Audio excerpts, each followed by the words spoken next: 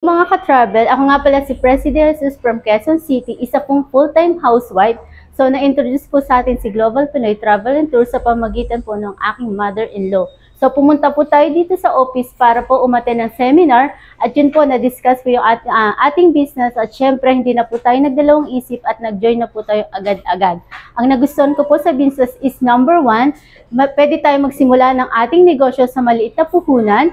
Pangalawa po, ginagawa po to online kapag may gamit ka lang cellphone, data, wifi, pwede na po siyang gamitin. As a full-time housewife, syempre po, naghanap din po tayo ng income na pwede natin gawin kahit nasa bahay lang. So sa mga full-time housewife na kagaya ko at naghahanap po ng online business, ito na po ang pwede nyong gawin.